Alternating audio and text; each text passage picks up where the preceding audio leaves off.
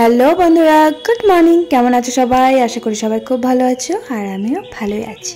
এই যে সকালবেলা কাজ কর্ম সেরে নিয়ে একদম নিচে চলে এসেছি। এখন বাজে 8:30। গুবলু সোনা কিন্তু ঘুমোচ্ছে, ওকে আর ঘুম থেকে এখন তোলাইনি। 8:30টার সময় আমি ভাতটা বসিয়ে দিয়ে তারপরে আমি ওকে ঘুম থেকে তুলিয়ে খাওয়াবো, কারণ কাজ সারতে ওকে খাওয়াতেই আমি চা খেতে না প্রত্যেক দিন 9টা বেজে যাচ্ছে। আবার মায়ের তো রোজ কাজ কমপ্লিট হয় না, মায়েরও দেরি হয়ে যায়, ভাত বসাতে না অনেক লেট হয়ে যাচ্ছে। আমার বরমশাইয়ের দেরি হয়ে যাচ্ছে, খাওয়ার সময় পার হয়ে যাচ্ছে, খুব রাগ করছে যে এত দেরি করে ভাত বসালে আমি তাহলে খাবো কখন? সকালবেলা খাই না তো কিছু, তাই খিদে পেয়ে যাই, 10টার মধ্যে ভাত কমপ্লিট করতে পারি না। তাই ভাবলাম আগে ভাতটা বসিয়ে দিয়ে আসি, তারপর ছেলেটাকে ঘুম থেকে তোলাবো, তুলিয়ে খাওয়াবো। ওকে না ডাকলে এখন ঘুম থেকে উঠতে চায় না, আবার ডাকলে এক ডাকেই ঘুম থেকে উঠে পড়বে। সকালবেলা ঘুম থেকে উঠে কাজটা আজকে তাড়াতাড়ি হয়ে গেছে, 8টার মধ্যে কাজ কমপ্লিট হয়ে গেছে। আমি বলে গুবলু সোনা ঘুমোচ্ছে, যখন ঘুমোক তাহলে আমি ভাতটা বসিয়ে দিই। প্রত্যেক দিন কিন্তু মাই ভাতটা বসায়, আমি তো দেরি হয় নামতে উপর থেকে কাজ সেরে গুবলু সোনাকে খাওয়াতে, তারপর আমি চা খাই, ওখানে একটু দেরি হয়ে যায়। মানে খুব কম দিনে কিন্তু আমি ভাতের হাঁড়িটা বসাই, মাই বসিয়ে দেয়। মায়ের কাজ এক একদিন আবার হয় না, যেমন আজকে মায়ের কাজ এখনো হয়নি, আমি ভাতটা বসিয়ে দিয়ে গেলাম। পাট কাটি দিয়ে উনুনটা ধরিয়ে নিয়ে 2-4টে কাঠ ভরে দিয়ে গেলেন, আমি আবার উপরে গিয়ে গুবলু সোনাকে তুলিয়ে খাইয়ে দিয়ে আসতে পারবো। তারপর জলটা গরম হবে এদিকে, আমি তারপর চালটা ধুয়ে দেবো। আর এটা কিসের ছাল বলো তো? না, এটা ছাল না, এটা কিন্তু পেঁপে গাছ। পেঁপে গাছ পড়ে গেছিলো ঝড়ে, দিয়ে এবার শুকিয়ে গেছে, শুকিয়ে গিয়ে না পুরো শক্ত কাঠের মতন হয়ে গেছে। পেঁপে গাছ কিন্তু জ্বালানি হয় না, তবে এত ভালো জ্বলছে না, আমি অবাক। পেঁপে গাছ এত সুন্দর জ্বলে, পুরো আম কাঠের মতন জ্বলছে, এত সুন্দর, তাই জন্য জাল দিয়ে দিচ্ছি। তারপরে আজকে আবার জেঠু বাজার থেকে দেখো এই ডাঁটাগুলো পাঠিয়ে দিয়েছে। এই ডাঁটা আমার ভীষণ ভীষণ প্রিয়, ফেভারিট আমার এই ডাঁটা। এই ডাঁটা আমার বাপের বাড়ি এলাকায়, মানে বাপের বাড়ির ওখানে গোবরে ডাঁটা বলে, গোবরে ডাঁটা। আর এখানে শ্বশুরবাড়ি এখানে কাটোয়া ডাঁটা বলে। তারপরে দাঁড়াও, আরেকটা নাম বলে, আলংপুরি না পালংপুরি ডাঁটা বলে, আমি জানি না, অনেক রকমের নাম আছে, এক এক জায়গায় এক এক রকমের। এখানে পালংপুরি ডাঁটাও বলে, না আলংপুরি ডাঁটাও বলে, আবার কাটোয়া ডাঁটা বলে। কাটোয়া ডাঁটা আমাদের ওদিকে বলে না, আমাদের ওদিকে গোবরে ডাঁটা বলে। আমার খুব ভালো লাগে এই ডাঁটাগুলো খেতে। ছোটোবেলায় কোনো ডাঁটাই খেতাম না, একমাত্র এই ডাঁটাটাই খেতাম। আর মোটা মোটা হয়, আর সাদা, আর ছোট্ট ছোট্ট গাছগুলো হয়, আর খেতে দারুণ মিষ্টি, আর ভেতরে প্রচুর মাড়ি থাকে, এত ভালো লাগে খেতে। মা মিষ্টি মিষ্টি করে রান্না করতে, একমাত্র এই ডাঁটাগুলোই আমার খুব ফেভারিট ছিল, কোনো ডাঁটাই খেতাম না।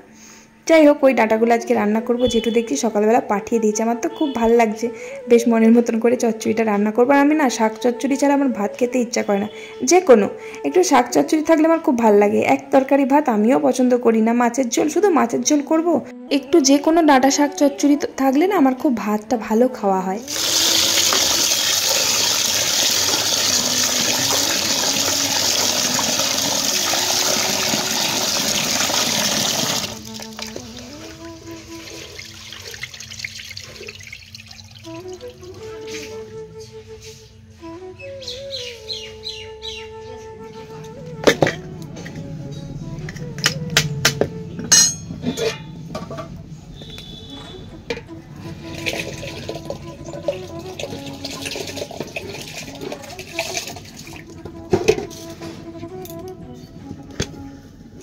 তারপর আর কি চালটা ধুয়ে দিয়ে আসলাম, আলু সিদ্ধ পটল সিদ্ধ সব ভাতে দিয়ে চলে আসলাম এই যে মাছটা কাটতে। মাছ এনেছে, এই যে ছোট্ট ছোট্ট বাটা মাছ এনেছে বাবার জন্য, আর একটা সিলভার মাছ নিয়ে এসেছে। আমাদের বেশিরভাগ দিনই তোমরা দেখতে পাও যে সিলভার মাছটা বেশি রান্না হয়।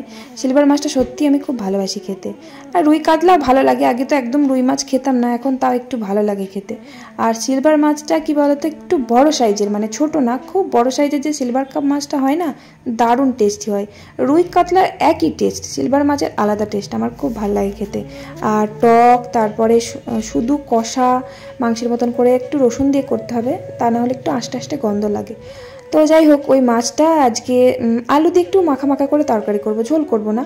আর ওই যে ছোটো ছোটো বাটা মাছগুলো, ওগুলো ভাজা রাখবো। আর ছোটো মাছটা বাবা ভাজা খাবে বলেছে, বাবা ঝোলের মধ্যে দিলে না কাঁটাটা থাকে তো খেতে পারে না, আর ভাজাটা মচমচে হয়ে থাকে, খেয়ে নিতে পারে। আর আমার গুবলু সোনাও খেতে ভালোবাসে ছোটো মাছটা, বড় মাছের থেকে ছোটো মাছ ওর খুব ফেভারিট।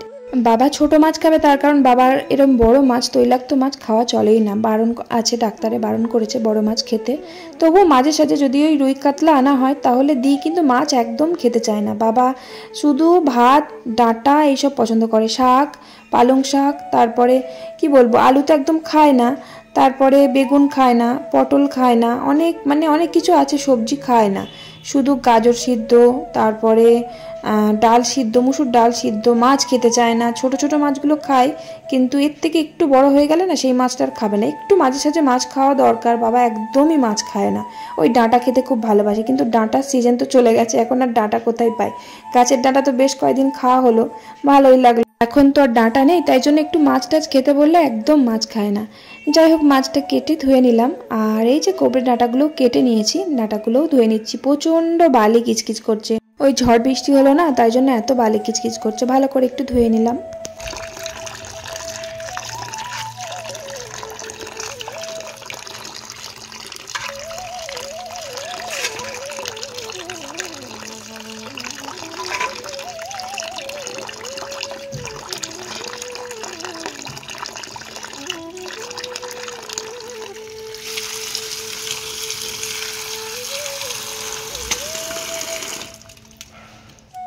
শাকটা মাছটা কেটে ধুয়ে নিয়ে চলে আসলাম রান্নাঘরে। ভাত হয়ে গেছে, মা ভাতটা নামিয়ে দিয়েছে। তারপরে এই যে গরম গরম মাছগুলো ভেজে নিচ্ছি। জলখাবারে বাবা খাবে, কুবলু সোনা খাবে। এই ছোট চারাপোনা মাছগুলো আমি আগে খেতাম না, এখন খাই। তবে ওই যে সর্ষে পোস্ত দিয়ে বাটা, শুধু ঝালটা ভালো লাগে। আর এই গরম গরম ভাজা জলখাবারে ভাতের সাথে খেতে ভালো লাগে। ওই আলু দিয়ে ঝোল টোল করলে একদম ভালো লাগে না খেতে। যাই হোক, রান্না করতে করতে এত মেঘ করেছে, মা তো জামা কাপড়গুলো সব মেলেছিল, এক গাদা কেচেছে। সকালবেলা ঘুম থেকে কিন্তু উঠে দেখি বেশ ভালোই রোদ।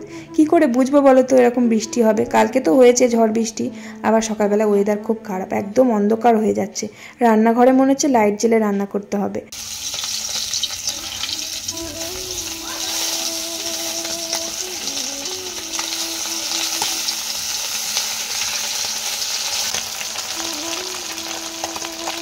নাও, বৃষ্টি শুরু হয়ে গেছে, আর পুরো অন্ধকার করে এসেছে। মনে হচ্ছে সারাদিন আজকে বৃষ্টি হবে। নিম্নচাপ, বৃষ্টি হবে, 3-4 দিন বৃষ্টি হবে খবরে দেখাচ্ছিল। আর সকালবেলা ঘুম থেকে উঠে আমি কিন্তু যখন ঘর ঝাড় দিই, দেখি কি রোদের জোর। আমি কিন্তু আগের দিন বড়ি দিয়েছিলাম, কলাইয়ের ডালটা কিন্তু সকালবেলা রোদ দেখেই আমি ভিজিয়েছিলাম। আজকে সকালবেলা কি মনে হলো কলাইয়ের ডালটা ভিজিয়ে দিয়ে, এত রোদের জোর দিয়েছে, সেই তো বড়ি দিলাম, তারপর তো আর দেওয়াই হলো না। কি ভাগ্যিস আমি কলাইয়ের ডালটা ভেজাইনি বলতো। এই নিম্নচাপ থামবেই না, আর কলাইয়ের ডাল ভেজালে বড়ি যদি দিতাম, ওই বড়ি সব নষ্ট হয়ে যেত, গন্ধ হয়ে যেত। একটু রোদ না পেলে নষ্ট হয়ে যাবে না বলতো? ভাজা বড়ি দিই আর যাই দিই, নষ্ট তো হয়েই যাবে। কি ভাগ্যিস আমি ভেজাইনি। সকালবেলা সত্যি খুব রোদের জোর ছিল। হঠাৎ করে মেঘের এরকম ওয়েদার চেঞ্জ হয়ে যাবে, কি করে বুঝবো বলতো? ফোনের ফ্ল্যাশ লাইট জেলে আমাকে রান্না করতে হচ্ছে, একদম অন্ধকার, দেখাই যাচ্ছে না। মানে খানিকক্ষণ পরে রান্নাঘরে আমি বসে রান্নাও করতে পারবো না, এত ছাট আসবে, প্রচুর ছাট আসে। রান্নাঘর একদম জলে ভেসে যায় ছাটে।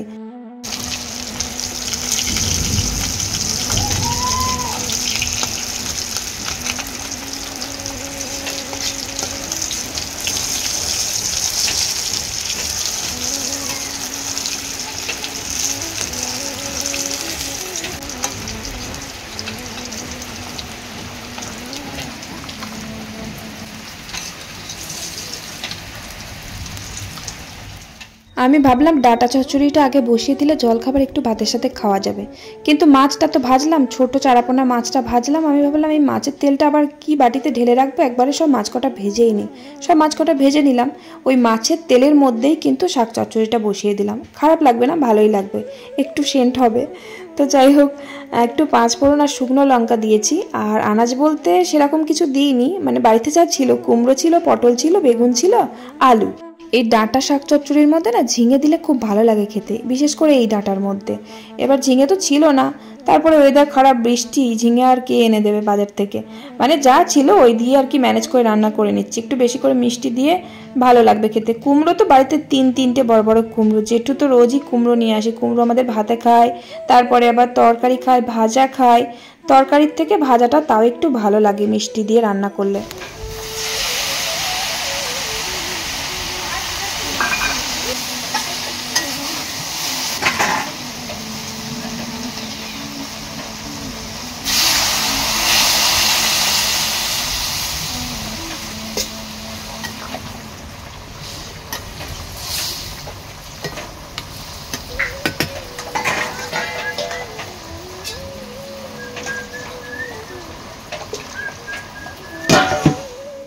ডাঁটাগুলো দেখো এত সুন্দর গলে গেছে না। আর এক ধরনের ডাঁটা আছে ঠিক এরকমই দেখতে, ওটা বাঙাল ডাঁটা বলে, একটু লম্বা লম্বা হয়। ওই ডাঁটাগুলো না সেদ্ধ হয় না, না মিষ্টি, কেমন জল জল, খেতে একটুও ভালো লাগে না। ওই ডাঁটাগুলো কেমন ক্যাচ ক্যাচে ভাব, যতই ভালো করে রান্না করো না কেন খেতে একটুও ভালো হয় না। ওইগুলো আগের বছর আমাদের বাড়িতে কয়েকটা হয়েছিল, রান্না খুব করেছিলাম ওই বাঙাল ডাঁটাগুলো।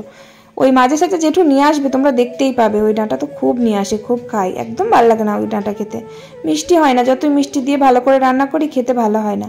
যাই হোক, এই যে ডাঁটা চচ্চড়িটা হয়ে গেছে, এবার নামিয়ে দিলাম।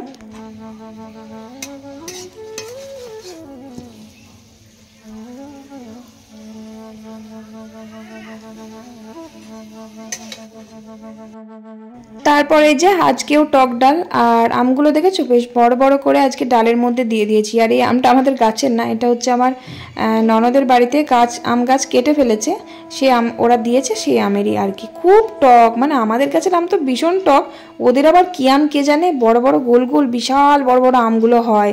মানে এখন বাকলই হয়নি, আমগুলো কত বড় হয়েছে, যখন বড় বড় বাকল হয়ে যাবে আমটা তাহলে কত বড় হবে। ভীষণ ভীষণ টক, এত টক কি বলবো। এই হাফেরও হাফ দিয়েছি যদি ডালে টক হয়ে যায়। তারপর ওই যে বড় মাছটা, মানে সিলভার মাছটা, ওটা আলু দিয়ে একটু মাখা মাখা করেই করব, খুব বেশি ঝোল করিনি, যেহেতু ডাল করলাম আর ওইদিকে শাক চচ্চড়ি আছে, তাই জন্য আর ঝোল করলাম না। এই মাখা মাখা অল্প অল্প ঝোল, একটু আলু দিলাম, আলুর তো কোনো তরকারি হলো না, তাই একটু আলু দিলাম। ভাবলাম মাছটা ঝাল করব, তারপর ভাবলাম টাটকা মাছটা, জ্যান্ত মাছ, একটু আলু দিলেও খারাপ লাগবে না। সব থেকে এই মাছটা টক করে রেখে দিয়ে না, মানে বাসি খেলে বেশি ভালো লাগে। ব্যাস রান্না বান্না কমপ্লিট করলাম, রান্নাঘর পরিষ্কার করে কড়াই মেজে ধুয়ে উপরে এসে দেখি কাকাদের আজকে ছাদটা জল ছাদ করছে। মেঘের অবস্থা দেখো, মানে এই মাত্র বৃষ্টি নেমে এলো বলে, বৃষ্টি তো হলো তখন এক ক্ষেপ, তখন ঢালাইটা শুরু করেনি, তারপরে আবার বৃষ্টি যে একটু ছেড়েছে তখন আবার এই যে ছাদটা মানে জল ছাদ করছে আর কি। ঢালাই তো কিছুদিন আগেই করলো, আর আজকে হলো যে জল ছাদ বানাচ্ছে। করেছি এক ছাদ বৃষ্টি হয়ে গেল, আবার বৃষ্টি হবে। খোলে খোলে চাপা আসো, চলো নিচে যাই। আরে বাবা উপরে চলো, নিচে চলো। ওরে কি হাওয়া রে, ওরে কি হাওয়া দেখতে, পালাই চ, বৃষ্টি আরম্ভ হবে এখন।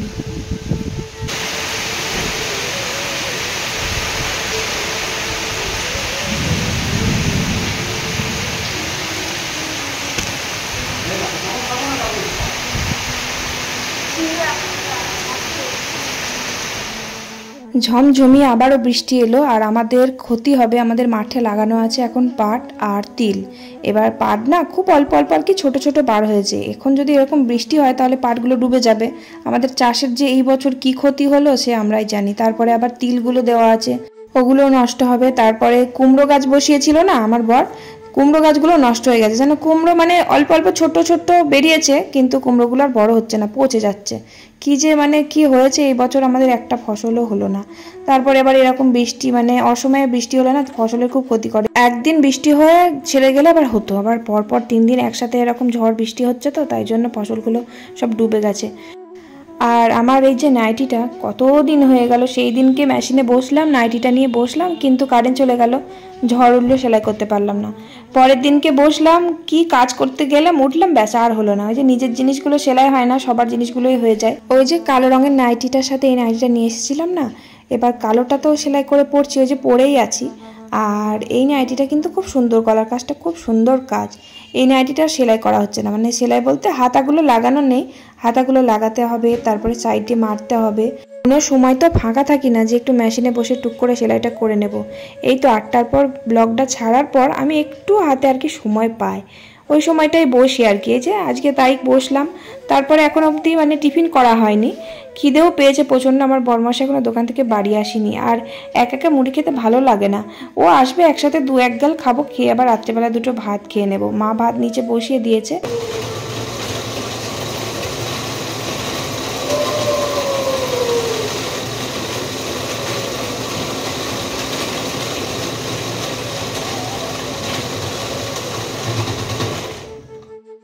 অনেকগুলো শাড়ির ব্লাউজ পিসও রয়েছে যেগুলো আমি সময়ের অভাবে বানাতে পারছি না।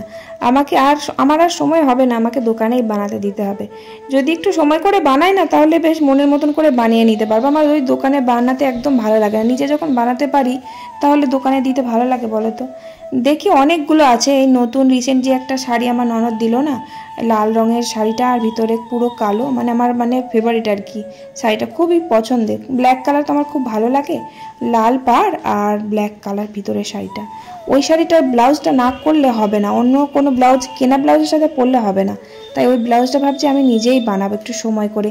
একদিনে হয়তো হবে না, তবে আমার যে কাজটা হাতে নেব না সেটা না একবারে পুরো কমপ্লিট না করে রেখে দিতে একদম ভালো লাগে না। ওই ব্লাউজটা আমি একদিনে বানিয়ে ফেলতে পারলে খুব ভালো হতো, কিন্তু একদিনে আমি বানাতে সময় পাবো না, আর কাজ থাকে তো। যাই হোক, এই যে নাইটিটা অনেক কষ্টে সেলাই করলাম, সেলাই করে পরে দেখলাম, তবে নাইটির ওপর দিয়ে পরেছি। ওই নাইটিটা ছিল ওটার ওপর দিয়ে পড়েছে একদম ঠিকঠাক। আবার একটা পকেটও আছে জানো তো, এক সাইডে আর একদিকে হলে ভালো লাগতো, কিন্তু ভালো লাগতো না দেখতে, এক সাইডেই ঠিক আছে। এবার শীতকালে বেশ ভালো, পকেটের ভেতর হাত ঢুকিয়ে রেখে দেবো। এই নাইটিগুলো গোল গলা নয় তো, বেশ গলার কাজটা কাজ করা আছে তো, দেখে মনে হয় না যেটা নাইটি নাকি লং কুর্তি। তারপর আবার পিছনে ফিতে আছে, খুব ভালো লাগে বেশ, নতুন স্টাইলের। তারপর এই যে মাথায় একটু তেল দিতে বসেছি। আমি না খুব একটা তেল দিই না তো, দিয়ে প্রচণ্ড মাথা যন্ত্রণা করে। মাঝকে ওই সেলাই করতে করতে মাথা যন্ত্রণা শুরু হয়ে গেছে। তেল দিই না বললেই চলে, সে কতদিন পর পর তেল দিয়েও আবার শ্যাম্পু করে ফেলি। দিয়ে যে মাথায় একটু তেল দিতে বসেছি, তার মধ্যে আমার বরমাসে এসে বসে আছে, ওই যে খাটে শুয়ে আছে, বলছে তাড়াতাড়ি তেলটা দাও, দিয়ে দুটো মুড়ি মাখো। ওরও খিদে লেগেছে, 8টা সাড়ে 8টার সময় দোকান থেকে বাড়ি আসে, তো আমার অনেকক্ষণ খিদে পেয়েছে। আমি দেখছি আমার বর আসবে, তখনই মুড়ি খাবো একসাথে। আসছে না বলে আমি তেল দিতে বসলাম, আর তখনই বাড়ি আসলো। আর আমি তেল দিলে না রাত্রেবেলা দিই আর সকালবেলা শ্যাম্পু করে ফেলি। আবার যদি সকালবেলা দিই তাহলে ওই দুপুরবেলা শ্যাম্পু করে ফেলি। তেল দিয়ে সারাদিন রেখেই দিই না, আমার তেল দিয়ে থাকলে গা হাত পা যেন আরও চিরবির করে, একদম ভালো লাগে না। যাই হোক, তেল দিলাম, দিয়ে তারপরে পাঁপড় ভাজলাম, দুটো মুড়ি মাখলাম। এই যে খেতে বসেছি, 8:30টার সময় মুড়ি খেতে বসেছি, 2-4টে মেখেছি, খাচ্ছি। এবার রাত্রেবেলা ভাত খেতে পারবো না, 8:30টার সময় কেউ মুড়ি খায়, টিফিন কেউ করে বলো তো, 8:30টায় আমরাই করি। আর ওই যে আমার ননদিনীর বর এসেছে, নন্দাই, ওই যে মাঝে মাঝে আমার গুবলু সোনাকে নিয়ে আসে। ও গুবলু সোনাকে খুব ভালোবাসে, যেমন ওর ওর বউ আমার ননদ, কাকার মেয়ে, কাকা শ্বশুরের জামাই। এটা লাভ ম্যারেজ করে বিয়ে করেছে, এই আমাদের দোকানে কাজ করতো, নাম হচ্ছে কার্তিক। আমাদের দোকানে আমার বরমশার সাথে কাজ করতো। তো তারপর লাভ ম্যারেজ করে পালিয়ে গিয়ে বিয়ে করেছিল। তো তারপর জানো তো, ওর বাবা 4 বছর না 3 বছর পর মেনে নিয়েছে, আমার কাকা শ্বশুর, বহু কাল পর। আমি তো ভাবলাম মেনেই নেবে না, বড্ড মন খারাপ করতো। যাই হোক, মিল হয়ে গেছে এখন। তো চলো, আজকের ভিডিও আর বাড়ালাম না। ভিডিওটা কেমন লাগলো কমেন্ট করে জানিও। ভালো দেখো সবাই। আর টিফিন অবধি ভিডিওটা শেষ করে দিলাম। রাত্রেবেলা আবার ভাতও আছে, ভাত খেতে হবে। বেশি ভাত খেতে পারবো না, 8:30টার সময় মুড়ি খাচ্ছি তো, এরপর আবার বেশি ভাত খাওয়া যাবে না। যাই হোক, ভিডিওটা ভালো লাগলে একটা কমেন্ট করো আর একটা লাইক করে দিও। আর আজকের মতো চলো, টাটা বাই বাই, ভালো থেকো সবাই, good night, tata bye bye.